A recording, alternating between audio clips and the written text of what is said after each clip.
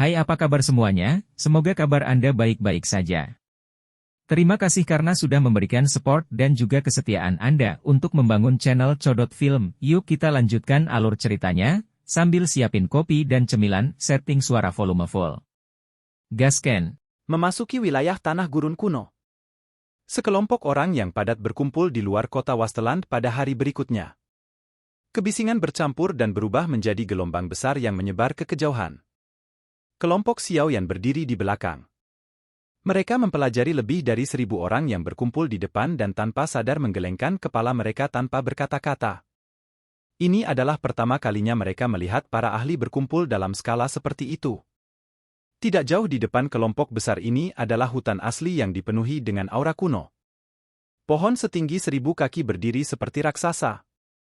Pohon-pohon menutupi matahari. Bahkan cahaya dari langit kesulitan menerangi hutan. Sekilas, bagian hutan yang paling dalam dipenuhi dengan kegelapan yang menakutkan. Kadang-kadang, beberapa raungan binatang buas dipancarkan dari dalam, menyebabkan seseorang merasakan hawa dingin di dalam hatinya. Orang-orang ini semua telah terpikat oleh pohon bodhisattva kuno sampai kehilangan akal sehat mereka. Xiaoyan menggelengkan kepalanya. Wilayah tanah gurun kuno disebut sebagai tempat terlarang manusia. Bahkan seorang elit Douzun kemungkinan akan mati setelah memasukinya. Namun, banyak dari mereka yang berkumpul di sini hanya memiliki kekuatan Douzong atau bahkan Douhuangs. Jika orang-orang ini memasuki wilayah kuno, masalah apapun yang mereka temui akan membunuh mereka. Mereka akan berubah menjadi pupuk untuk pohon-pohon yang menjulang tinggi. Namun, daerah gurun kuno ini memang cukup menakutkan, kata dokter peri kecil dengan lembut. Semua orang merasa kecil di bawah pepohonan raksasa. Seseorang merasakan ketidakberartian saat melihat tahun-tahun yang sangat panjang yang membentang kembali ke zaman kuno. Wilayah ini dikenal sebagai tempat tertua di benua itu. Xiaoyan menggenggak. Dia menarik matanya yang memindai. Ada terlalu banyak orang yang hadir. Dia tidak dapat menemukan sosok yang dikenalnya. Setelah mengalihkan pandangannya, keributan mulai secara bertahap menyebar ke kerumunan yang sangat besar ini. Tampaknya orang-orang ini berencana untuk menyerang. Gemuruh.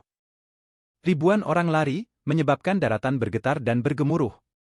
Raungan keras terdengar saat sosok yang tak terhitung jumlahnya bergegas pergi dengan suara, desir, dan dengan cemas menyerbu ke wilayah kuno yang tenang ini. Xiaoyan tidak bisa membantu tetapi menggelengkan kepalanya saat dia menyaksikan aktivitas menakutkan yang dibuat orang-orang ini. Dia dengan lembut berkata, kami akan masuk setelah sebagian besar dari mereka masuk. Karena mereka ingin menjadi yang di garis depan, kami akan membiarkan mereka melakukan apa yang mereka inginkan.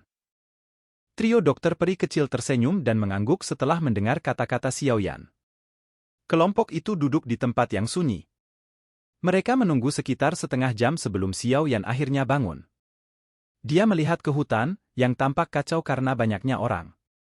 Baru kemudian dia melambaikan tangannya dan berkata, ayo kita bergerak. Semuanya, hati-hati. Jari kaki Xiaoyan menempel di tanah setelah kata-katanya terdengar. Dia memimpin saat dia berubah menjadi sosok hitam yang menyerbu menuju hutan kuno dengan kecepatan seperti kilat. Cailin, dokter peri kecil, dan yang lainnya mengikuti dari belakang. Ki. Cahaya di sekitar Xiaoyan tiba-tiba meredup saat dia menyerbu ke dalam hutan kuno. Gelombang aroma daun busuk menyebar ke segala arah. Sosok Xiaoyan berhenti sejenak setelah memasuki hutan. Dia melirik banyak kelompok kecil yang jaraknya dekat, tapi dia tidak punya niat untuk berhenti dan mengobrol dengan mereka. Jari-jarinya menempel di dahan pohon, dan sosoknya terus bergegas ke depan. Kelompok Xiaoyan cukup cepat. Dalam waktu kurang dari 10 menit, mereka sudah maju lebih dari 5 kilometer. Tidak ada kejadian tak terduga di sepanjang jalan. Meskipun sesekali mereka bertemu dengan satu atau dua binatang buas ini akan diserang oleh semua orang sebagai satu kelompok dan diubah menjadi daging cincang. Meski perjalanannya mulus, Xiaoyan akhirnya merajut alisnya. Wilayah tanah gurun kuno dikenal sebagai tempat terlarang bagi manusia. Tidak mungkin untuk menjadi sedamai ini. Tempat ini mungkin hanya tepi, tapi tidak semulus ini. Perhatian berangsur-angsur naik di hati Xiaoyan saat pikiran ini muncul. Kecepatan gerak ke depannya sedikit melambat. Yang dia lakukan hanyalah mengikuti kelompok besar di depan dari jauh. Dengan orang-orang ini sebagai pengintai, kelompok Xiao Yan akan memiliki waktu yang cukup untuk bereaksi bahkan jika sesuatu yang tidak terduga terjadi. Cailin dan yang lainnya memahami pikiran di hati Xiao Yan. Karenanya, mereka juga tetap berhati-hati. Kehati-hatian yang dirasakan oleh kelompok Xiao Yan meningkat saat mereka secara bertahap melakukan perjalanan lebih jauh dari perbatasan wilayah tanah air kuno. Desert. Beberapa sosok melintas melalui hutan yang remang-remang dan tiba-tiba berhenti di sebuah pohon besar. Kabut racun telah muncul di sekitar sini, mata cantik dokter peri kecil menyapu sekelilingnya. Dia sangat terbiasa dengan kabut racun. Oleh karena itu, dia mendeteksi uap racun saat itu muncul. Kelompok Xiao Yan sedikit terkejut saat mendengar peringatannya. Racun di wilayah Wasteland kuno ini adalah masalah yang sangat merepotkan. Jika seseorang menghirup terlalu banyak, bahkan seorang elit douzun akan mati karenanya. Konsumsi pil penolak racun ini. Ini akan membantu melawan racun ini. Dokter peri kecil tersenyum. Dia menyerahkan beberapa pil obat merah ke kelompok Xiao Yan. Dia memang lebih rendah dari Xiao Yan dalam hal penyempurnaan pil, tetapi pemahamannya tentang racun kemungkinan berada pada tingkat di mana bahkan 10 Xiao Yan lebih rendah darinya. Xiao Yan menggengket bahannya. Dia mengambil pil obat dan memasukkannya ke dalam mulutnya. Dia baru saja akan berbicara ketika kelompok di depan tiba-tiba mengirimkan jeritan yang menyedihkan, menyebabkan beberapa kekacauan. Sepertinya mereka telah diracuni, Xiao Yan menggelengkan kepalanya. Uap beracun di tempat ini cukup mematikan. Jika kekuatan seseorang tidak mencukupi, menghirup sedikit saja bisa berakibat fatal. Orang-orang ini telah merasakan nasib buruk karena terlalu percaya diri. Mari kita bergerak, Xiao Yan dengan lembut berbicara setelah melihat semua orang mengkonsumsi pil penolak racun. Mereka meningkatkan kecepatan mereka. Dia tidak memiliki hati untuk menyelamatkan semua orang yang tidak beruntung itu. Karena mereka telah sampai sejauh ini dan tidak bisa menahan keserakahan di hati mereka, mereka bertanggung jawab atas nasib mereka sendiri.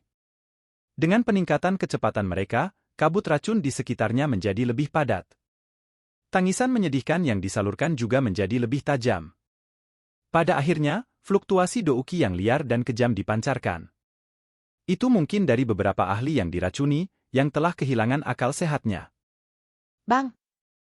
Kelompok Xiao Yan mengerutkan kening saat mereka keluar melalui kabut racun.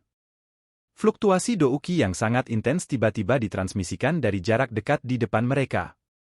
Alis Xiao Yan berkedut saat dia merasakan fluktuasi ini. Dia mengurangi kecepatannya, dan tubuhnya muncul di tanah.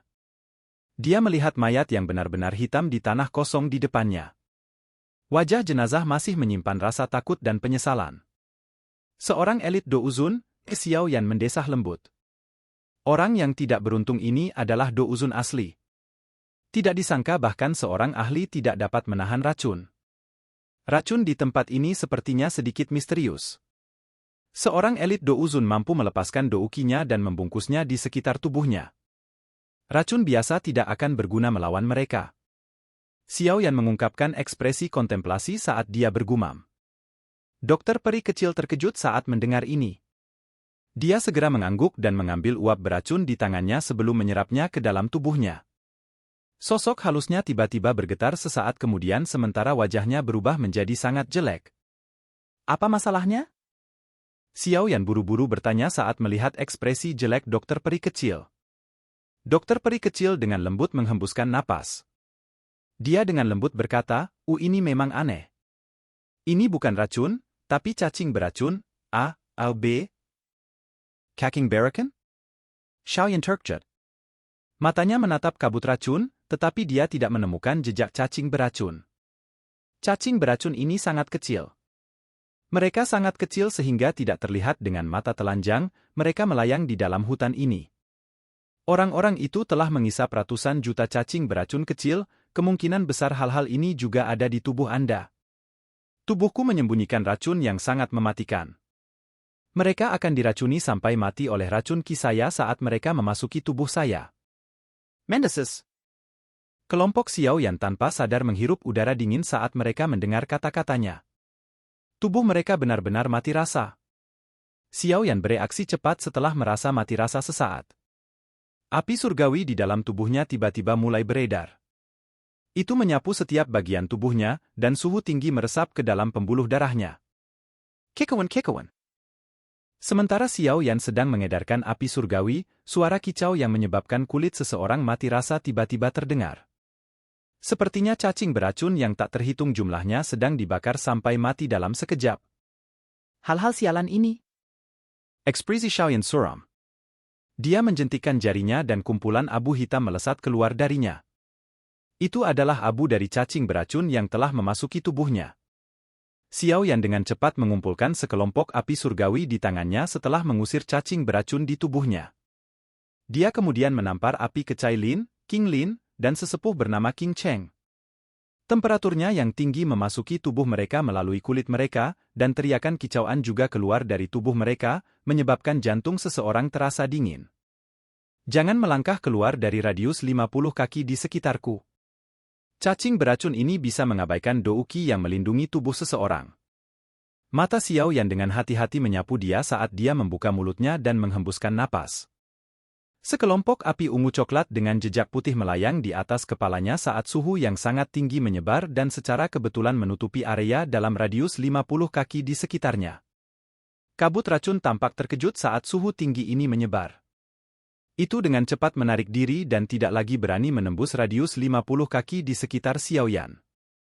Hanya lapisan kabut racun ini saja yang akan dapat memblokir 80% orang. Wilayah tanah gurun kuno ini memang sesuai dengan reputasinya.